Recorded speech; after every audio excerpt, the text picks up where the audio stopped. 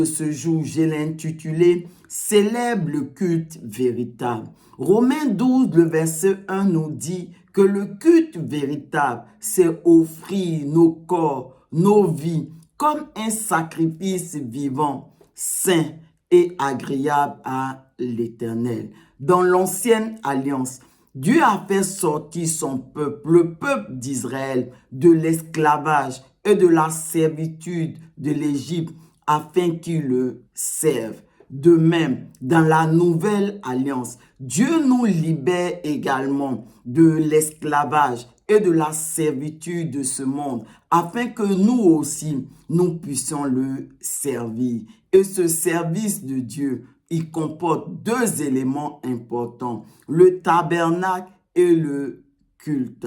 Et le tabernacle, c'est la maison de Dieu que Moïse et le peuple d'Israël ont bâti dans le désert conformément au modèle céleste que Dieu lui-même a montré à Moïse sur la montagne.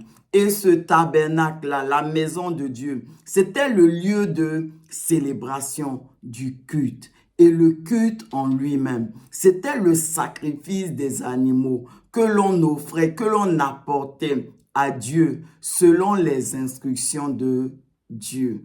Amen. Et Hébreux 8, le verset 5 nous dit que ce culte que Moïse et le peuple d'Israël ont rendu à Dieu dans le désert, c'était une image, l'ombre du culte céleste. Amen. Mais aujourd'hui, dans la nouvelle alliance, certes, les principes restent toujours les mêmes. Nous avons toujours la maison de Dieu et le culte à rendre à Dieu. Mais ce culte que nous rendons à Dieu, ce n'est plus une image du culte céleste, mais c'est le culte véritable, le culte tel que Dieu le veut en réalité. Et dans ce culte, le temple que nous sommes, ce n'est plus un temple, ce n'est plus la maison de Dieu bâtie de la main d'un homme, mais ce temple-là, cette maison de Dieu est bâtie de la main de Dieu lui-même au travers de nos corps et de nos vies. Et notre Seigneur Jésus lui-même, qui a bâti ce temple, nous dit également que ce temple qu'il a bâti, ce temple de Dieu que nous sommes, les portes du séjour des morts, les assauts répétés de l'enfer, les missiles, les bombardements, les tremblements de l'enfer, bref, toutes les œuvres de l'enfer ne réussiront point, ni à ébranler, ni à détruire ce temple de Dieu que nous sommes.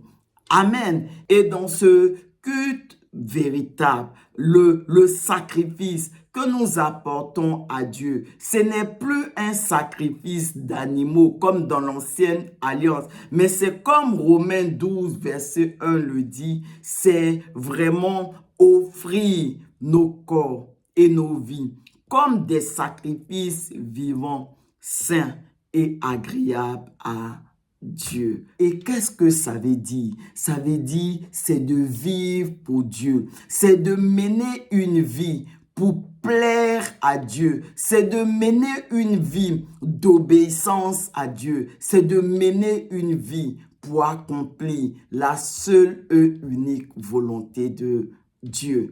Ainsi, mes bien-aimés, célébrer un culte, célébrer le culte véritable à Dieu, ce n'est pas simplement, comme nous le pensons, aller à l'église dimanche. Non, ça dépasse cela. C'est vivre pour Dieu, c'est vivre pour plaire à Dieu, c'est vivre pour le plaisir de Dieu, pour accomplir la seule et unique volonté de Dieu. Bref, c'est de vivre pour Dieu, c'est de mourir en nous-mêmes pour laisser Dieu et Dieu seul, vivre au travers de nos vies.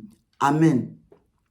Ainsi, la vie chrétienne, c'est une vie de sacrifice. Pas seulement un jour, pas 2 jours, mais tous les jours de nos vies. Nous devons mener cette vie de sacrifice, cette vie qui plaît à Dieu, cette vie pour le plaisir de Dieu. Et le dimanche, en réalité, c'est le jour où toutes les personnes qui mènent cette vie d'obéissance, cette vie de sacrifice, viennent, se rassemblent pour rendre d'abondantes actions de grâce à Dieu pour cette vie de sacrifice qui leur permet de mener.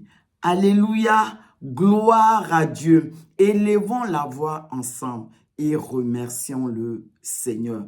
Merci Seigneur pour cette vie de sacrifice que tu nous permets de vivre. Et alors que nous te prions, fortifie-nous à toujours continuer tous les jours de nos vies à vivre pour ton plaisir et pour accomplir ta seule et unique volonté. Merci Seigneur. Amen.